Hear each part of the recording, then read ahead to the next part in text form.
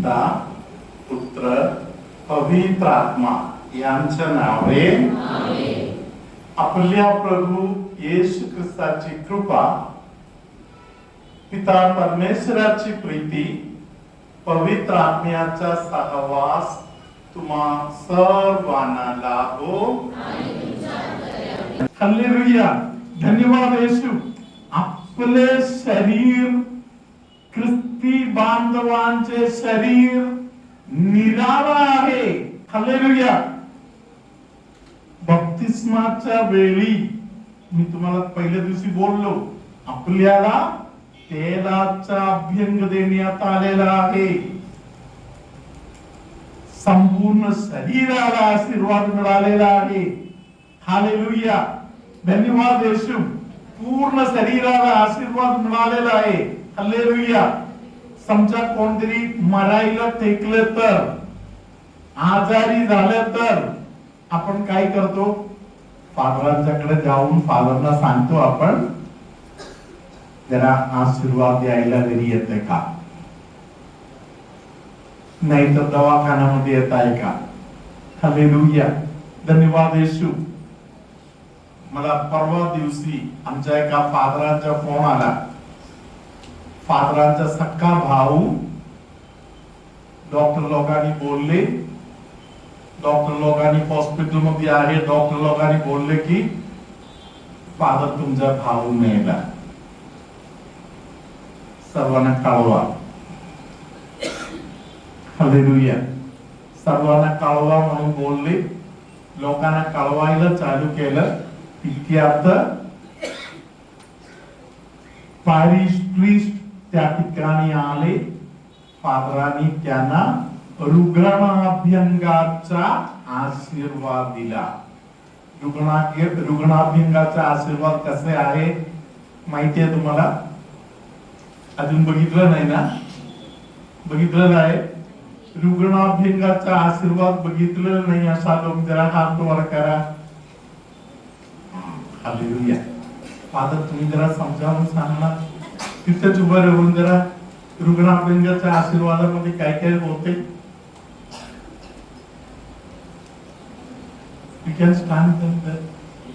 तिथेच फादर तुम्हाला बोलणार होता. हालेलुया. रुग्णाभ्यंगाच्या आशीर्वादामध्ये काय काय आहे, कसे कसे होत आहे, फादर आता तुम्हाला सांगणार.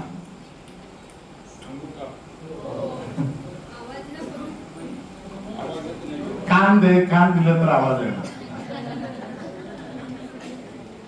माहिती आहे का? कोर्डलेस आहे. कोर्डलेस.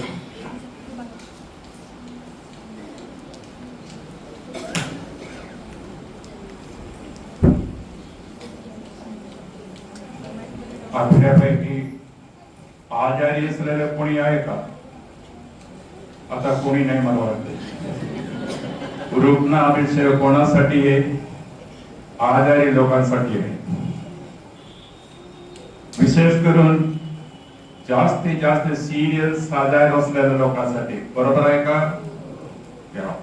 आणि लोकांचा असा मनामध्ये असा आयडिया आलेला आहे की एक वेळ आशीर्वाद दिल्यानंतर ते कधी ठीक होणार नाही, मरतील. परंतु त्या साखरांचा हेतू असं नाही. आजारी असलेल्या लोकांना या साखरांत देताना देवाची कृपा त्यांना मिळेल. जे काही दुःख संकट त्यांच्या मनामध्ये आहे किंवा काही जीवना घटना घडलेल्या आहे, त्या घटनेतून त्यांना बाहेर यायचं असेल तर देवाची कृपा पाहिजे.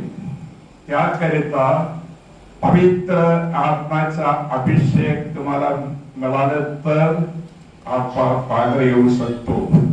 म्हणजे असं आहे की आपण स्वतः प्रयत्न करायचे नाही, स्वतः नाही. झिरो किंवा शून्याला काय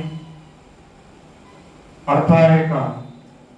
शून्याला काय हेतू आहे का? शून्याच्या डाव्या बाजूला एक टाकलं तर काय होईल? तेव्हा होईल. बरोबर आहे का? सर्वांना गणित येते ना? परंतु त्याच्या पलीकडे एक टाकले तर 0.01 होईल, म्हणजे त्याचे मूल्य कमी होईल. 0 आपण सर्व 0 आहे, परंतु आपल्या बरोबर एक असलेल्या प्रभू येशू ख्रिस्त असले तर, आपल्या बरोबर असलं तर आपण सर्वजण हिरो होईल. आता सांगा, इथं उपस्थित असलेल्या किती हिरो आणि हिरोईन्स आहे. जर तुम्हाला किंमत असले तर, प्रभू येशू ख्रिस्त तुमच्या बरोबर आहे म्हणून सांगायला हिंमत असले तर हात वरती करा. भरपूर लोक आहे. आता तुम्ही असा जोरात थाळी वाजायचे की ते आवाज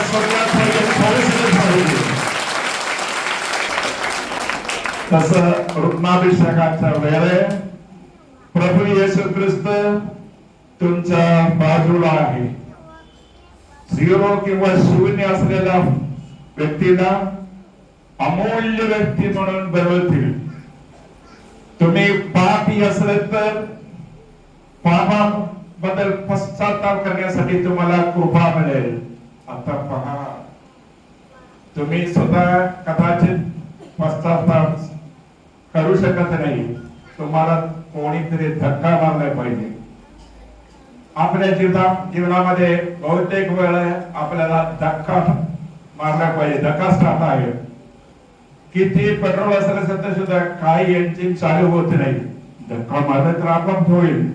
हे प्रभू येशू ख्रिस्त काय करते? त्यांचा धंदा काय आहे? आपल्याला धक्का मारून स्वर्ग राज्यात प्रवेश होईपर्यंत धक्का मारायचा आहे. परंतु प्रभू येशू ख्रिस्त धक्का मारत असताना आपण कधी कधी काय करतो? त्यांना लाथ मारतो. मला कोणी धक्का मारायचा नाही, मी स्वतः जाऊ शकतो, असं नाही. रुग्णाभिषेकाचा देवाने केलेला एका साक्रमंट आहे. रुग्णाला, आजारी लोकांना अभिषेक करण्यासाठी प्रभू येशू ख्रिस्त धर्मगुरूंना अधिकार दिलेले आहे. दुसऱ्या कोणाला दिले का? कोणाला दिले नाही. परंतु ते अभिषेक स्वीकार करायला आपण तयार केले पाहिजे. कधी कधी काय आम्हाला वाटते की आम्ही बाप्तिस्मा स्वीकारलेले आहे, दृढीकरणाच्या साक्रमंट स्वीकारलेले आहे, पवित्र आत्म्याला स्वीकार केलेले आहे. पवित्र हे सगळं केल्यानंतर आता तुम्ही खरंच सांगायचे, दृढीकरण स्वीकार केलेले किती लोक आहे इथे? ठीक आहे, फार काही करा. लग्न केलेले किती लोक आहे? ठीक आहे. तुमचे लग्नाचे वार्षिक कधी आहे म्हणून माहित असलेले किती लोक आहे? लग्नाचा वार्षिक खूप लोकांना माहित आहे. आता प्रश्न असा आहे, तुमच्या दृढीकरणाचा दिवस तारीख तुम्हाला माहित आहे का? किती लोकांना माहित आहे दृढीकरण कधी मिळाले आहे म्हणून? ते नवीन लेकरांना माहित आहे, कारण त्यांना मी शिकवलेले आहे, चांगला आहे. आणि तुमचा वाढदिवस तुम्ही साजरा करतात. बाप्तिस्मा स्वीकार करत असताना तुम्ही ख्रिस्ती कुटुंबामध्ये एक नागरिक बनवत आहे. तुमच्या वाढदिवसाचा दिवस तुम्ही ख्रिस्ती कुटुंबामध्ये नागरिक नाही, परंतु वाढदिवस साजरा करताय. ख्रिस्ती किती लोकांना माहित आहे तुमच्या बाप्तिस्माची तारीख? एक तर आहे, एक तर अभिनंदन DL, अभिनंदन. कारण आमच्या श्रेष्ठ किंवा वरिष्ठ नागरिकांमध्ये काय लोकांना माहित आहे म्हणून अभिनंदन करतो. त्या दिवशी तुम्ही तुमचे वाढदिवस साजरा करताना तुमच्या मित्रांना बोलवताना त्या दिवशी दारू पिताना खरं सांग, नाही खरं सांगायला लाज वाटू नका. मी चूक केले तर चूक केलेले आहे म्हणून सांगायला पाहिजे. प्रभूला सांगायला पाहिजे माझ्याकडून चुकलेलं आहे. लपून बसायचे नाही. फादरने बोलले मला वाटते की वरून कॅमेरा आहे आणि तुम्ही किती लपून ठेवले तर सुद्धा ते बाहेर येणारच आहे. म्हणून त्या दिवशी तुम्ही साजरा करत असताना तुमच्या मित्राला सांगायचे की अमुक अमुक तारीखला मी बप्तिस्मा स्वीकार केलेला आहे आणि देवी कुटुंबामध्ये नागरिक झालेले आहे. मला सेलिब्रेट करायचे, साजरा करायचे. तसा साजरा करायला किती लोकांना हिंमत आहे, किती लोकांना हिंमत आहे मी कॅथलिक आहे म्हणून सांगायला. काही लोक आहे, काही लोक आहे, त्या लोकांना हिंमत कुठून मिळाली सांगतो. पवित्र आत्मा तुमच्या उतरल्यानंतर तुम्ही स्वीकारलेले आहे म्हणून मी बोलले ना, दृढीकरणाच्या वेळे सर्वप्रथम बप्तिस्माच्या वेळे, त्याच्यानंतर तुम्ही पवित्र आत्माला तुमच्या अंतःकरणामध्ये असलेल्या फ्रीजर मध्ये ठेवलेले आहे. आणि तुम्ही म्हणत नाही, आम्ही अनेक वेळा पाठ करून पवित्र आत्म्याचे हात बांधलेले आहे, बांधलेले हात. आणि बांधलेला हात असला तर हाताचा काय फायदा नाही ना, हात काय कामाचा नाही. हात बांधून ठेवले तर बरोबर आहे का? कार्यक्रम अच्छा, मग ते बांधलेले असले तर तो बांधलेले असले तर आपण ते काढायचे आहे. ते काढल्याशिवाय बांधल्यामुळे काय केले, आपण पाप करून प्रभू येशू ख्रिस्ताच्या हातपाय बांधलेले आहे. आणि प्रभू येशू ख्रिस्त आम्हाला आशीर्वाद देऊ शकत नाही. म्हणून आपण केलेल्या पापाच्या साखळीमुळे आपण प्रभूचे हात बांधलेले आहेत. अनेक लोक जे तुमच्यामध्ये आहेत त्यांच्या दुःखत आहे, डोक्याच्या संबंधामध्ये त्रास आहे, शरीरामध्ये सूजन भरपूर येत आहे. अनेक लोकांना प्रभूने आता स्पर्श केलेला आहे. हालेलुया. तालिया वाजवून देवाचा गौरव करा. अनेक लोक ज्यांना श्वास घ्यायला त्रास आहे त्यांना येशू आता दमाचा किंवा घुसमटल्यासारखा वगैरे त्रास होत आहे त्यातून परमेश्वर अनेकांना बरे करत आहे. कोणतरी एका मुलीला खूप स्वतःबद्दल वाईट वाटते, मी दिसायला चांगला नाही, कोणी मला पसंत करत नाही, सर्व लोकांनी माझा तिरस्कार केलेला आहे, असे वगैरे स्वतःबद्दल वाईट वाटत आहे. अशा एका मुलीला प्रभू सांगत आहे, तू यशाया ग्रंथ 40वा अध्याय 41वा अध्याय 43वा अध्यायावर घेऊन वाचा. कितीतरी वेळी तिथे देवानी बोललेला आहे, मी तुझ्यावर प्रेम करतो म्हणून. हालेलुया. धन्यवाद येशू. एवढे लोकांना स्वतःवर प्रेम करता येत नाही, तुम्ही या अध्यायावर घेऊन वाचा. हालेलुया. मानेच्या भागातील दुखणे असलेले अनेकांना पवित्र आत्म्याने आता स्पर्श केलेला आहे. दाताच्या मधून रक्त निघत आहे असे कोण असेल तर ते बोलता बोलता हातवर केलं तर ते आशीर्वाद तुमच्या काही राहणार. दातामधून रक्त वाहत आहे असे कोण आहे? हालेलुया. लगेच हातवर करायचे. हालेलुया. हात खाली करा. हालेलुया. तुमच्यामध्ये अनेक लोकांना ज्यांना जे सांधे दुखणे आहे, संधिवाताचा त्रास, येशू त्यांना बरे करत आहे. हालेलुया.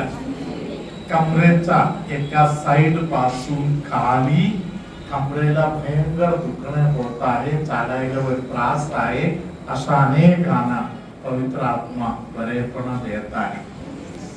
अपचनाचा भयंकर त्रास असलेले लोकांना पवित्र आत्मा स्पर्श करत आहे. प्रभू तुम्हा बरोबर असो.